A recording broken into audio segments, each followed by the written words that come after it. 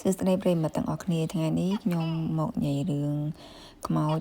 នៅក្នុងបន្ទប់ជួលលេខ15រឿងហ្នឹងគឺខ្ញុំបានជួបផ្ទាល់ដូចគ្នាកាលហ្នឹងខ្ញុំអត់ទាន់បានទិញផ្ទះទេគឺខ្ញុំនៅជួលបន្ទប់នៅដូចគេដូចឯងអញ្ចឹងព្រោះខ្ញុំនៅរៀនស្រាប់តែពេលបន្ទប់ដែលខ្ញុំជួលហ្នឹងគឺបន្ទប់លេខ19ហើយនៅក្បែរបន្ទប់ខ្ញុំហ្នឹងគឺនៅជាប់បន្ទប់ខ្ញុំតែម្ដងគឺមានដើមស្វាយខុសរដូវមួយធំមែនតែនឲ្យតែមានខ្យល់បក់មកអញ្ចឹងទៅដឹងតែឈូសផ្លែស្វាយមកលើដបូលសាំងអាស័យហ្នឹងសំឡេងក្ដុងក្ដាំងខ្យល់បក់មកល្បិចមានសំឡេងតកែយំមានសំឡេងឆ្មាយំអីអញ្ចឹងទៅប៉ុន្តែដល់ឡែកពេលហ្នឹងគឺខ្ញុំមានអារម្មណ៍ថារៀងព្រឺដបូលតិចដែរគាត់ថាយើងនៅក្នុងបន្ទប់ហ្នឹងអត់សូវខ្លាចទេស្រាប់តែមានថ្ងៃមួយនោះខ្ញុំអត់ដឹងទេថាមានមនុស្សខ្យល់កោស្លាប់នៅក្នុងបន្ទប់លេខ15ហើយគាត់ហ្នឹងគឺជាមនុស្សចាស់ប្រហែលជាអាយុខ្ទង់50ឆ្នាំជាង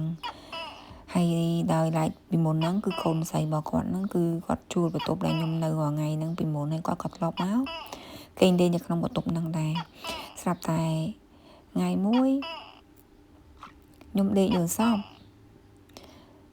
ឃើញតែច្បាស់មែនតើយល់សពដូចមែនតើអញ្ចឹង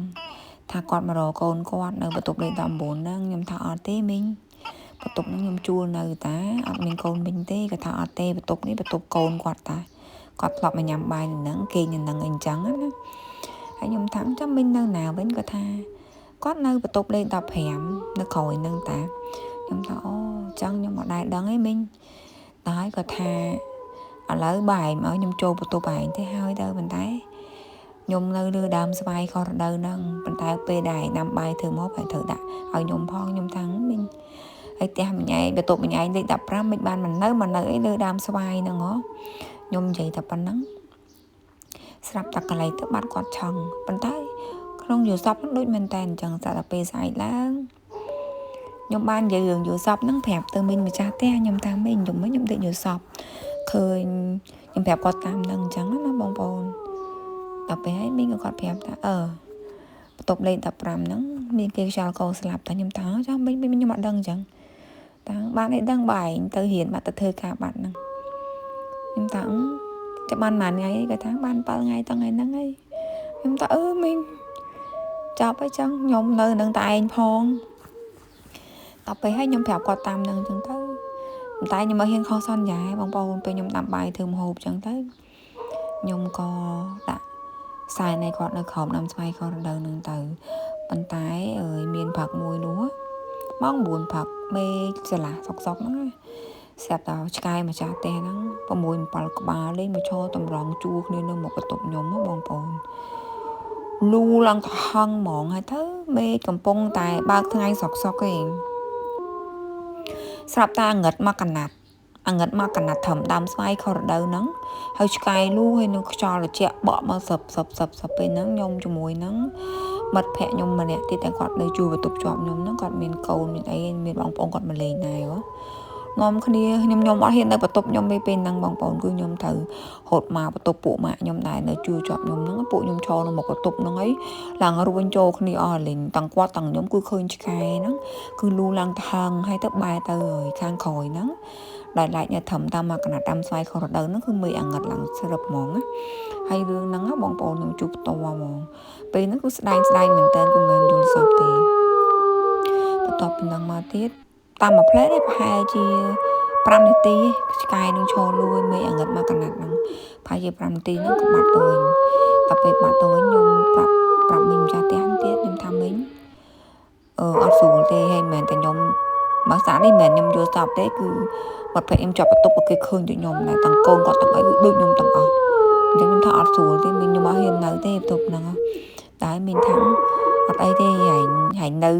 មួយថ្ងៃពីរថ្ងៃទៀតសិនទៅចាំមីងហៅលោកនិមន្តលោកមកស សូត្រមុននៅបន្ទប់លេខ15ហ្នឹងហើយចាំឲ្យគាត់មកជួយប្រោះព្រំបន្ទប់ឯងជាមួយចៃពី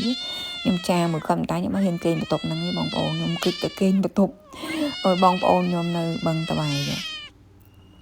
តែទៅពេលបាន2 3ថ្ងៃក្រោយហ្នឹងគាត់និមន្តលោកមកមែនមកសូត្រមុននៅបន្ទប់លេខ15ហ្នឹងហើយគាត់និមន្តលោកឲ្យមកជួយប្រោះព្រំនៅកន្លែងដាំស្វាយហ្នឹងដែរគាត់សូត្រអីខ្លះទេខ្ញុំអត់ដឹងគាត់មានគូសយន់គូអីលើដាំស្វាយនឹងអីចឹងទៅហើយមកប្រោះព្រំក្នុងបន្ទប់ខ្ញុំដែរបានហើយបានថាជាមួយអាទិត្យ10ថ្ងៃបងប្អូនចាប់ដើមទៀតហើយគាត់ចាប់ដើមមកសារនេះរៀងកាចជាងមុនដូចរបៀបខឹងថាខ្ញុំដេញគាត់អីអញ្ចឹងពេលហ្នឹងខ្ញុំចាប់ដើមអើយប្រាប់មីងចាស់ទៀតហើយខ្ញុំថាមីងគាត់មកយល់សាប់ប្រាប់ខ្ញុំទៀតហើយណា